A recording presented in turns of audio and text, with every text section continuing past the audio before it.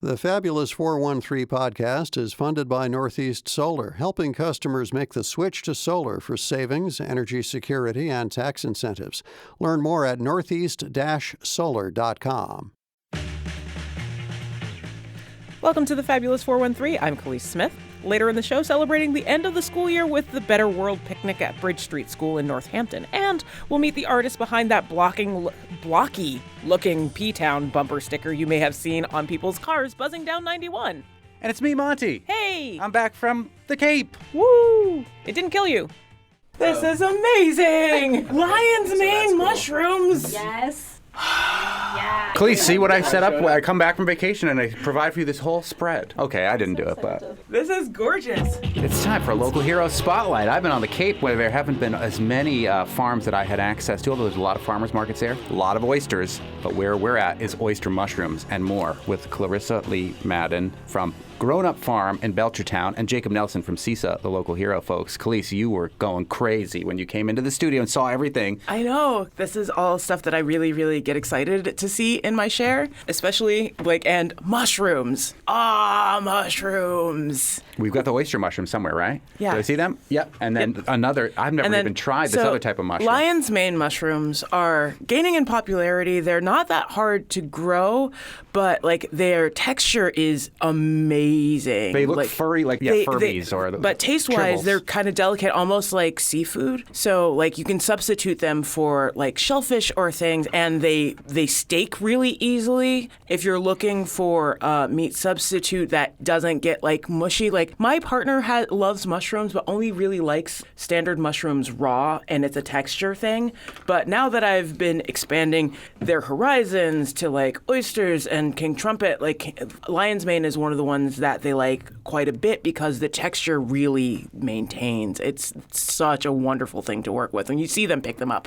And Clarissa, you are intentionally growing this weird type of stuff by design. You want to do stuff that is not traditional, not in every single person's farm or farm share. This is kind of your angle. Absolutely. My background's in fine dining, and I always had the opportunity in those high-end restaurants to really play with some funky, cool-looking and tasting vegetables.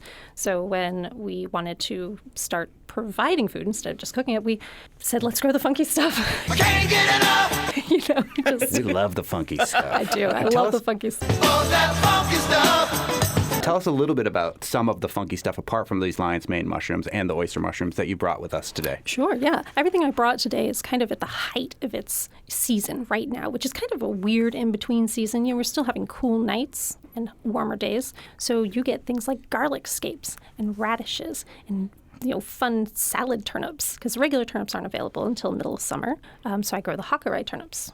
And nobody else around us is growing these things, so we're not stepping on any toes. We're really working with other farms to provide a whole bevy of deliciousness for our communities. One of the most self-affirming things to grow is radishes. They come up in 20, 25 days. They take no effort at all. You can put them right in the soil. Yeah. And in 3 weeks, you have radishes, and you didn't have to do anything. Radishes are there for you and easy to please and so easy to eat in so many ways, including I wouldn't say non-traditional, because it's a very French thing to do, to saute your radishes. Yes. But you've brought us sauteed radishes, and I'm so happy in this moment that somebody else did it and I didn't have to tell them about it. Should we eat that? Yeah. Absolutely eat those. So a lot of people have an aversion to radishes because they taste like spicy dirt. I love spicy dirt, though.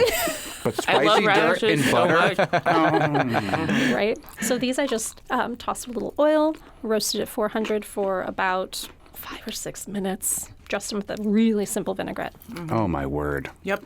Clarissa Lee Madden from Grown Up Farm in Belchertown. You mentioned that you came from a fine dining background. Tell us a little bit about that background. Mostly restaurants in Providence and Cambridge. We were at Lot 401 for several years. I was pastry chef in all of my restaurant iterations until we started catering.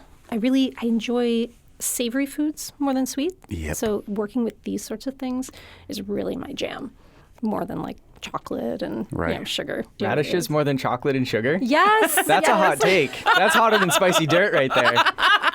These radishes, though, I'm going to say maybe not chocolate, but other sugars for sure. Yeah.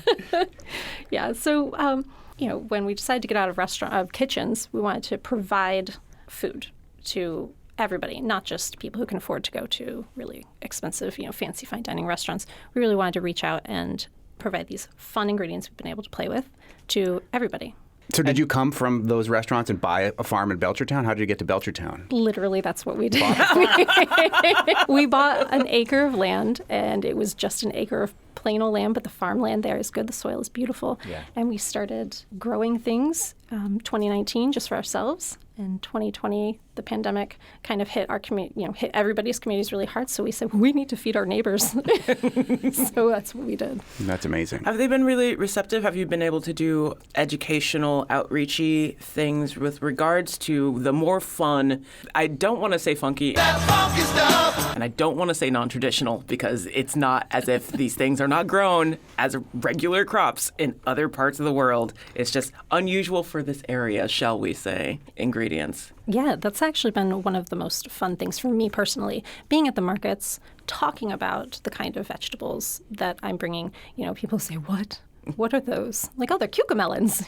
Try one, Cucamelons are some of the most bizarre looking things. Just like, and they're so they're funny. so tiny and so fun. Every new vegetable that you mentioned, Clarissa, Khalees, you're like, oh, I know exactly what that is. Khalees is into the deep cuts when it comes to Yeah. cutting vegetables. Adventurous. Yeah.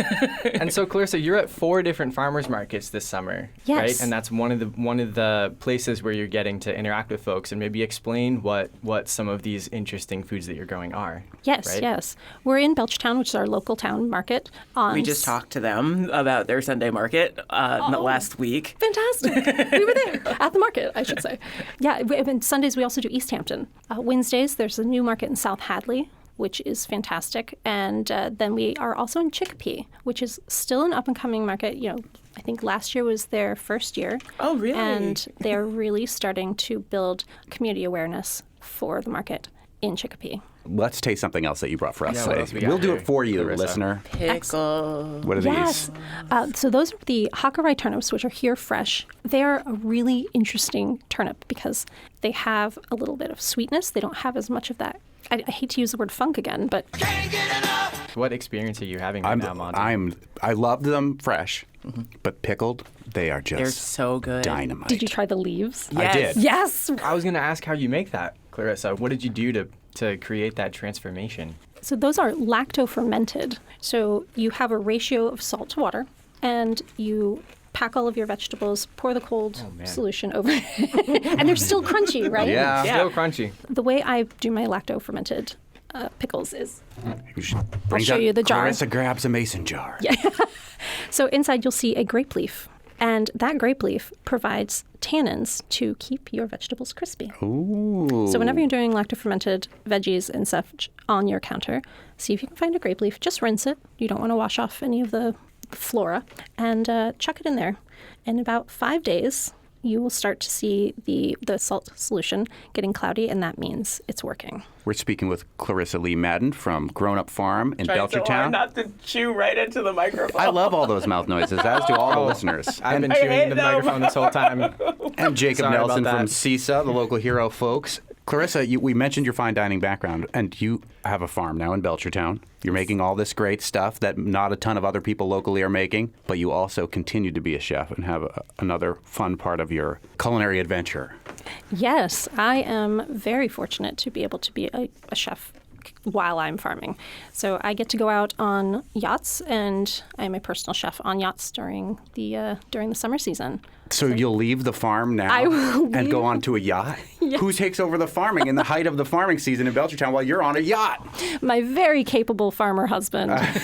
He is absolutely in charge of all the plants, and he is fantastic at growing. I mean, the man was born with 2 green thumbs. And you have a family on the farm too?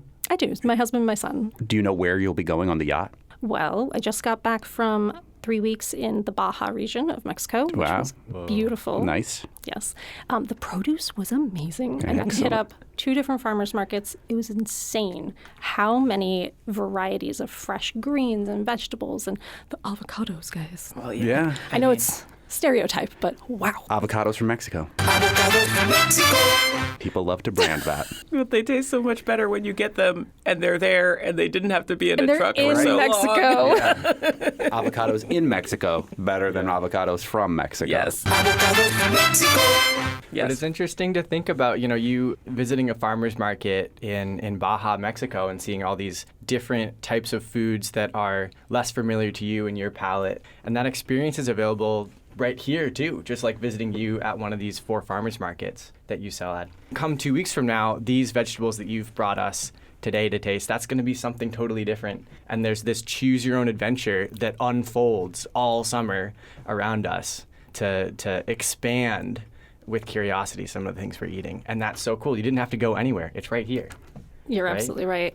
And that's So- one of the reasons I always promote CSAs. We have so many beautiful local farms in this area, and a lot of them provide CSAs to their members. And it That's is community-supported agriculture. It's a farm share, as opposed to CISA, community involved in sustaining agriculture. I get that those acronyms can be tricky because they're so related. I got to ask you about growing mushrooms because, I love that there are now still only really a handful of mycology places around here growing the fun mushrooms, as I would say, because there's so many varieties of oyster mushroom. You're growing the mushrooms on the farm? Yes. Yes. What made you decide to move into doing that as well? Because that's not so typical, but I also think, and you know what, I'm going to leave that question there and then I'll ask the second part later. Okay.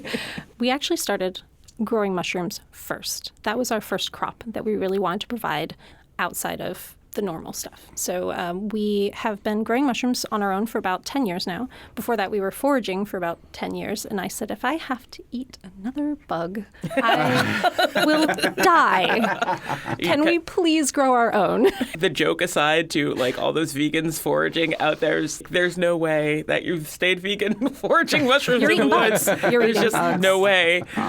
However accidental, you have definitely gotten animal protein. Sorry.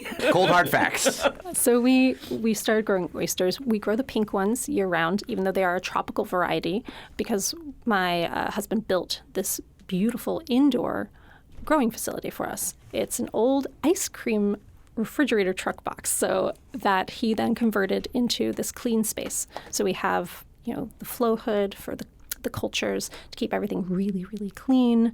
And then we have 3 growing tents inside where we can control the humidity and temperature to make sure we're providing the optimum environment for the kinds of mushrooms that we're growing. You've created a literal mushroom. Yes. Monty's Didn't back, you miss everybody. me, Khalees? Monty's back, everyone.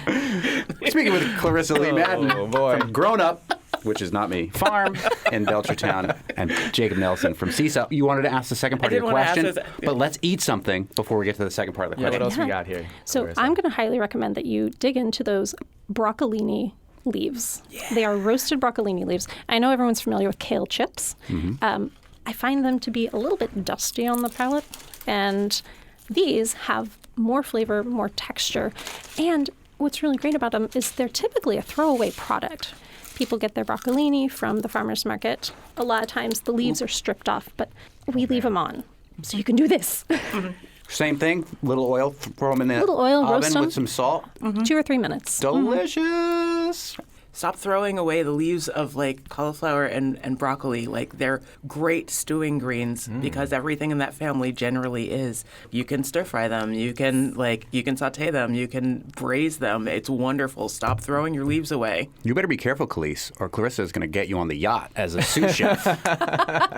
Is this my pitch meeting? Because I think I'm doing it pretty well I think so you are far. doing Without even You're doing realizing it that you're really auditioning. well. I haven't been a sous You're in nailing it. 15 years, but whatever. My knife skills are still here. Yes! I love this. It's really great.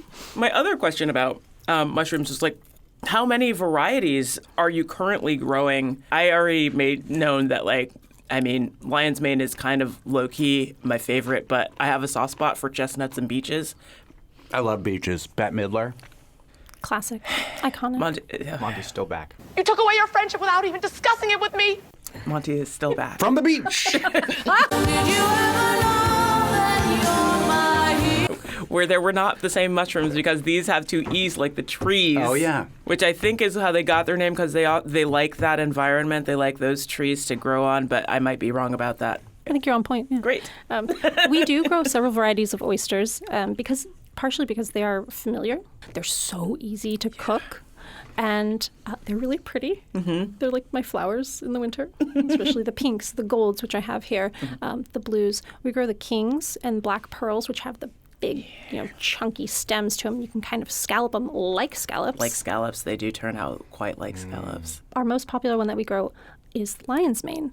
There's so much hype around it right now. It's delicious. It has, like you said, a very delicate, almost sweetness to it, kind of like crab meat, without being crab meat.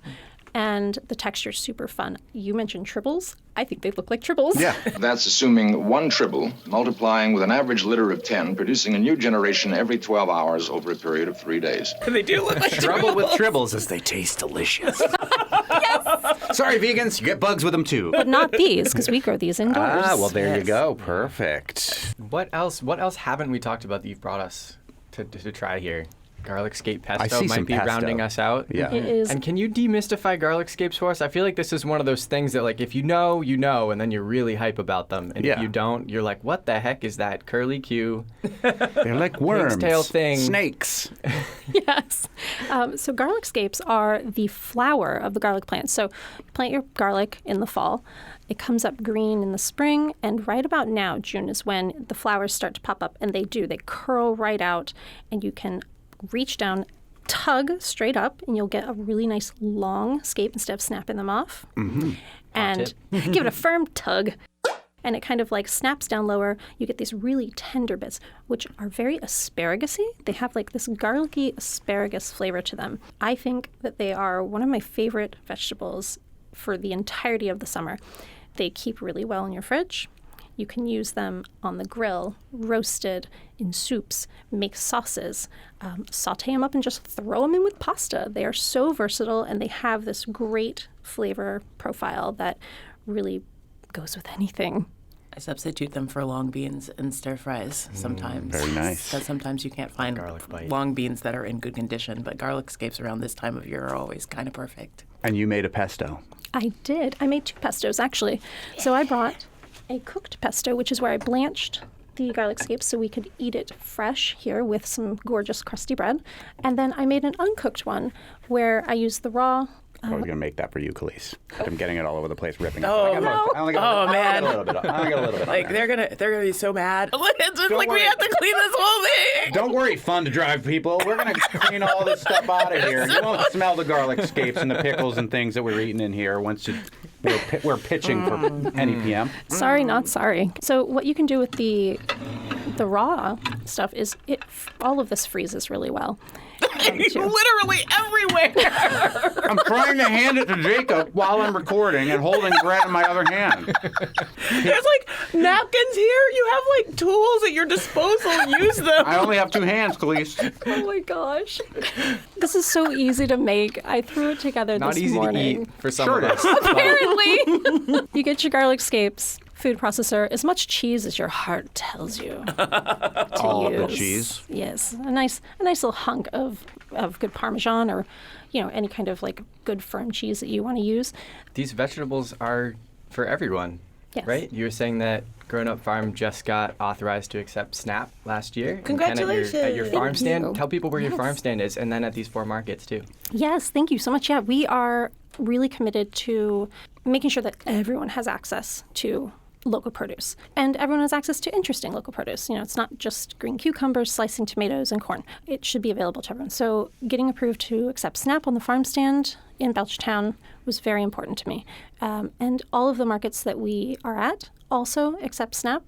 And a couple of them even do a SNAP match. South Hadley, Chicopee, East Hampton. Those are the ones where you can go use your card, get $10 to use anywhere else in the market as well. That's wicked cool. That's not a program that I've heard of before. Yeah, I think the Tuesday market does a little bit of a snap Yes, match too on they do Northampton. as well. Yep, it's Tuesday. This has been delicious. There should be It's like, is this going to be like the wine thing where like we've Yeah, accidentally made the We've upped farmers the up their ante game? Yeah, we've upped the by ante too bringing far. I was us going to food. say that we should have more farmers on who are also chefs, but I don't want to pressure farmers to be more than they already need to be. I But don't. you I happen think to that be. Those are both two demanding things. Yeah. our NEPM compatriots would literally kill us if we did this to the If I studio. keep getting every garlic week. scape pesto all over the board while my I'm trying to God. juggle 15 different things, so They're John already- Nowacki is going to lose his mind. They're already just trying to get the things to work, and now we just slathered garlic scapes all over everything. We're like, eat it! You need to support New England Public Media for a full cleaning of these brand new studios because of all the garlic pesto that I've gotten all over the place. We're sorry, engineers. We love you. Yes, Clarissa Lee Madden from Grown Up Farm in Belchertown and a bunch of farmers markets in the area, and Jacob Nelson from CISA, who are the local hero folks, where you can find out about all the different farm shares and all the different farmers markets through their website at buylocalfood.org. Thank you both so much. Thank you so much. Oh, for stop having throwing me away here. your turnip greens and your radish greens, too. Put them in salads or saute them. The end. Coming up, celebrating the end of the school year with a school who's trying to make the world a better place. We'll take you to the Better World picnic at the Bridge Street School in Northampton. You're listening to the Fabulous 413 on NEPM.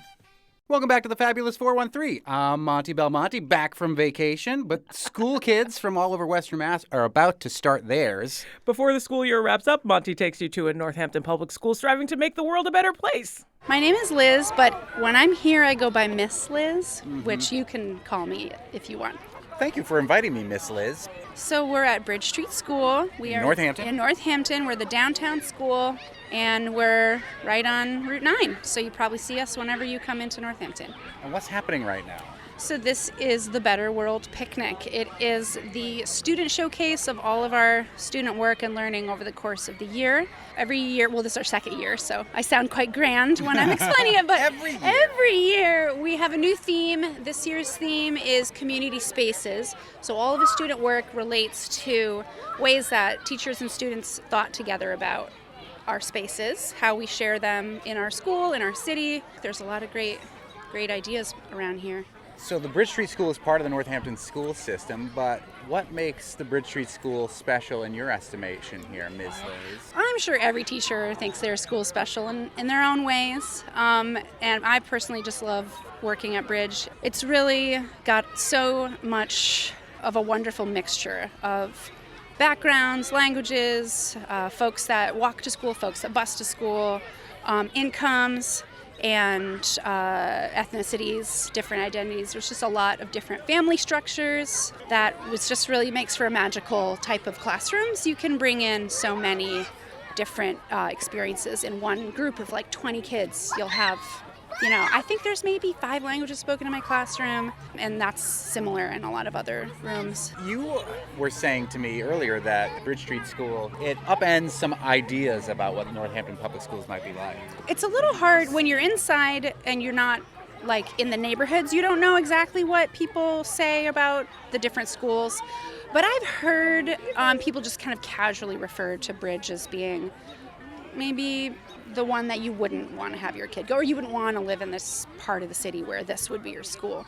A friend of mine referred to it as the black sheep of the Northampton schools. And that's something that I feel like we who work here understand. Some people think, but I feel like that's almost a question for people who live and go, send their kids here, or who don't.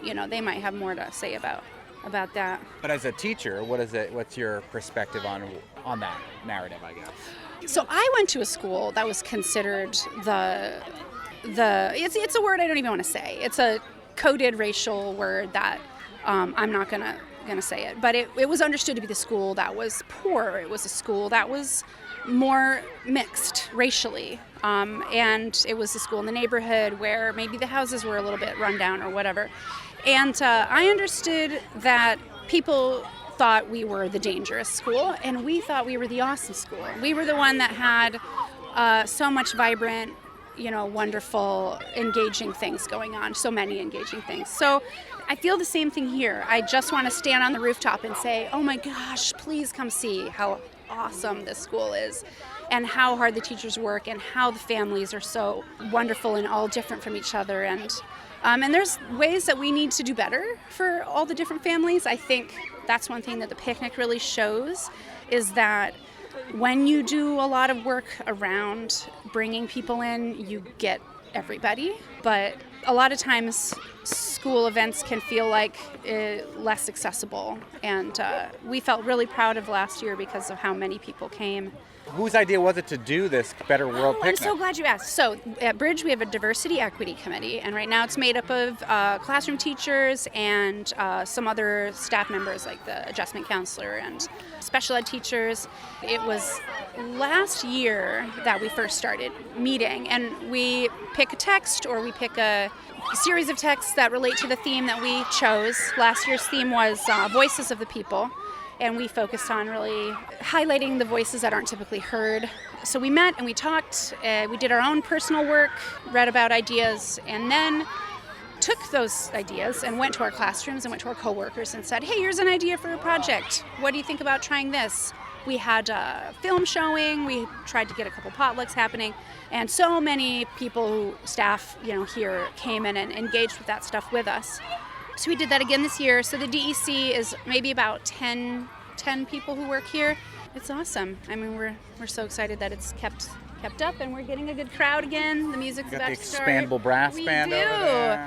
One of the band members happens to be a parent of one of the DEC members, so we had a little special in on that. And there's lots of great food from all sorts of Northampton restaurants, and one of our own families made pupusas. Oh, nice. You can't go wrong on those. I'll wait till all the students and families get there. I guess in the line. you could. But I'm eager to hear what other folks say about their experience with our school and with this event. But we feel really proud of our kids and the work we do with them. Some of the tables here at the picnic highlighting things like messages to our neighbors without houses. These cards will be distributed around town where people without houses go for support. Writing a positive message to a houseless person in the city. And that's the expandable brass band in the background. Hi, my name is Soledad Thorman. And you have a child that goes here? Yes, I do. I do have a fourth grader. Mm-hmm. And they've been going here since kindergarten? Yes, that's true.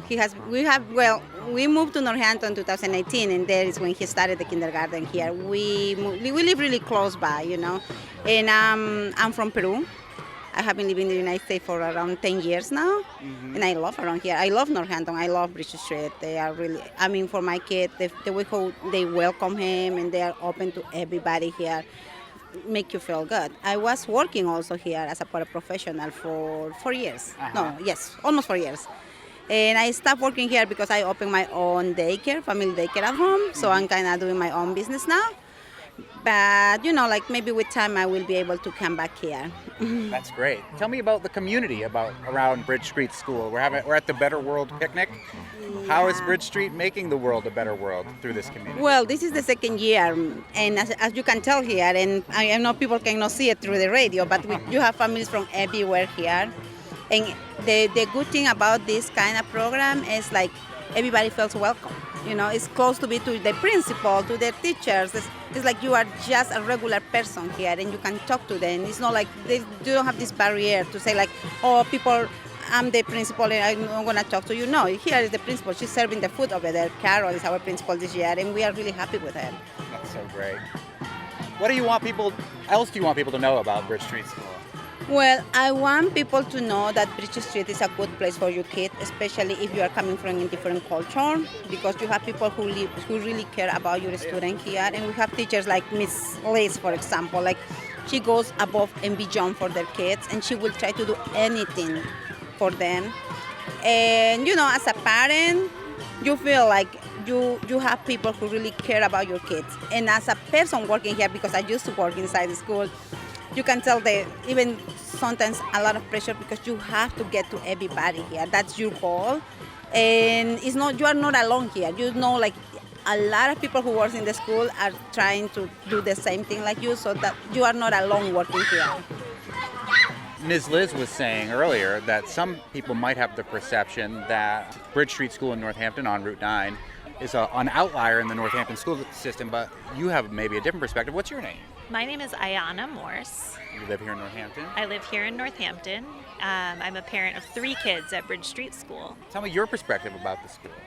We've had a really great experience so far. The teachers are wonderful. The community is really sweet. It's the most diverse school in the city, which we find really exciting. We moved from Los Angeles, and so it feels less diverse than that. But It's also a lot smaller here. also a lot smaller here.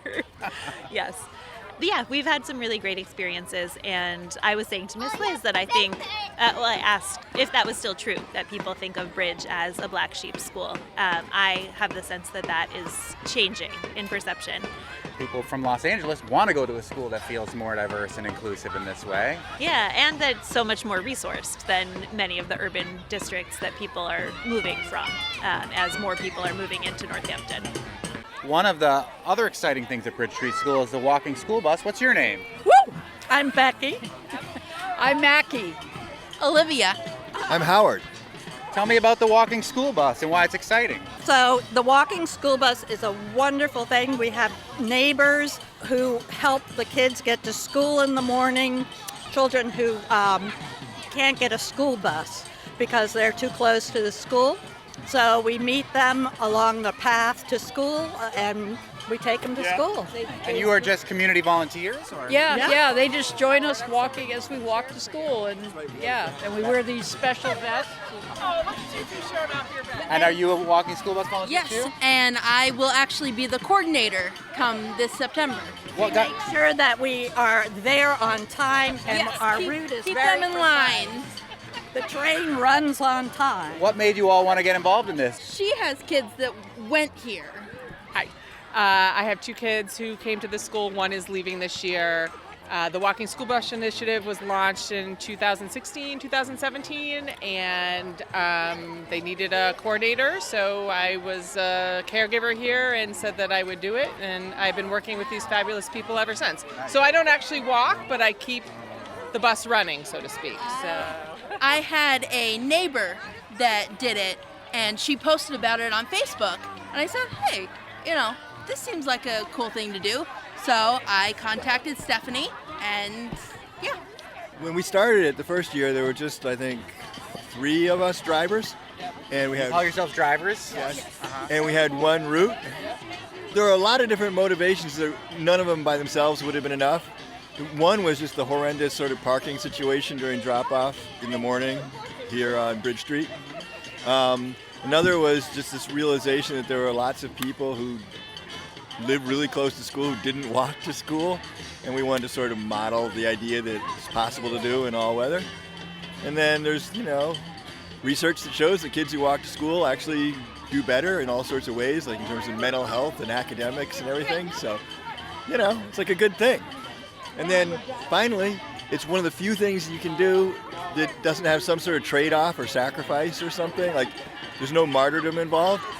It's good for me. I like going for a walk. And it's good for the other people, and nobody is sort of hurt by it in any way. So, do the walking school bus drivers get together when school isn't in session to just all go for a walk together? Or?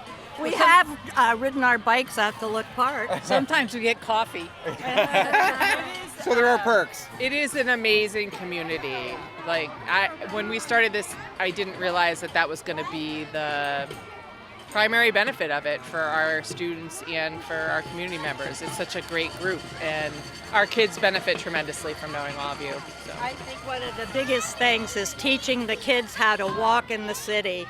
I'm very strict about them learning to look right and left and That's crossing. a big thing. It is a big thing. And, when we have the little kindergartners, sometimes they're just full of energy and pep and they'll just start running. And you really do have to teach them how to cross the street. Put up with that. But there's fun things too, like the kids some days will just sing their favorite pop song. They know 3 lines, they'll sing them over and over for the whole way. Which one of those songs could you never stand to hear again? I loved them all. Okay, good. Do you mind me mentioning that you're in a wheelchair? Because I think that's an interesting thing that gets lost on the radio. Yeah. That's fine. You are leading the walking school bus, but you yourself are in a wheelchair. Yes, Yeah. yes I am. You're a driver, yeah. Yep. I think that's great too, because you're modeling that anybody can do all of these things. Exactly. I think it's important to show kids, you can do these things even if you're disabled. You may have to do it in a different way, but you can still do it.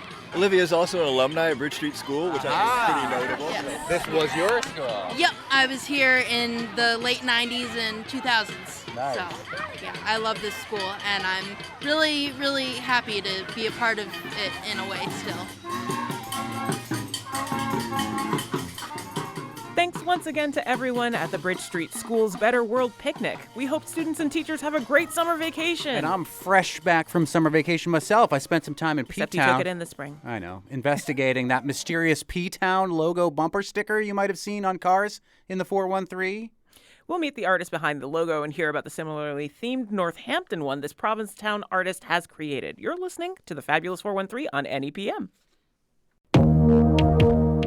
Welcome back to the Fabulous 413. I'm Monty Belmonte. And I'm Clee Smith. While Monty was vacationing on the Cape of Cod, he couldn't help but do a little bit of work because he can't help himself when his interest was piqued on the streets of Provincetown after seeing a strange logo he's been spotting on bumpers all over Western Mass. One of Western Mass's favorite vacation haunts, given that Northampton is the lesbian capital of the world, is P-Town, Provincetown, Massachusetts, on Cape Cod, where I happen to be right now. And one of my favorite things to do would be driving around and seeing this interestingly fonted word that took me, I will say, multiple tries to figure out what it was saying. I didn't know if it was Hebrew, I didn't know what it was trying to say, but it is a very blocky font that says P-Town. And I walked into a store on Commercial Street in Provincetown where the sign with that blocky font was out in front, and asked at the counter, who created that font? And you said, you. Who are you? I'm Tim Convery. And I developed the logo, the P-Town logo, just about 11 years ago. And I created it with duct tape. That's why it's so blocky. I love it. And it was actually back in the 80s that I started working with tape and then abandoned it for a career in design that crashed and burned in 2009. Because of the whole economic collapse, or because Well, I think partly with me too. I created my own economic crisis myself with my boss. But you know what? We don't need to delve into that story, perhaps. But it's actually all good news because it got me to P-Town and it got me working with tape again. And you know, and I opened the store in 2012, and I started with P-Town, and then products and posters and home goods all based on P-Town. But now I have over 200 different destinations that are available as posters, mugs, and T-shirts that are available online. I love it because I had heard tell from our friend who's vacationing here too that, like, oh, they've got more than just the P-Town. I walk in, I see the Citgo sign with Boston, beautiful place in my heart for that, and then they've got all of these posters up here from NOLA and Seattle and Tel Aviv, so maybe this could actually be Hebrew script, but it's like a phenomenon. I feel like I see these all over the place. Yeah, it's kind of crazy what happened. Like, two things that I'm kind of obsessed with are travel posters, and I'm also obsessed with typography because I did design for years. So what I did when I was creating this stuff was, like, it's very limited. It's a very limited color palette, and I only have so many spaces to fit in characters to create the town. So I either make ligatures or combine the letters together, which is a ligature, or piggyback the letters so that it creates like a funny little icon. And then there's an image that sort of tells you about the location. Mm-hmm. So what happens is outside I have the prints in the window, and it never fails when I open up in the morning, somebody comes in and says, what is that one in the upper right-hand corner? So there's this game to it where people are getting the information, so it becomes like a fun puzzle for people. So one of the images associated with P-Town is the Pilgrim Monument. I see that on this T-shirt over here. But the other one, and maybe the first one I saw, was the fishtail, which I associate with Christianity. So I was like, and sometimes Christianity and the ethos of things in P-Town don't always jive.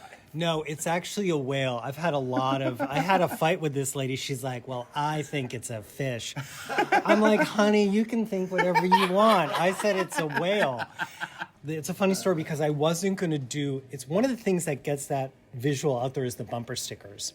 These black and white bumper stickers that I started doing in 2012 of this whale visual.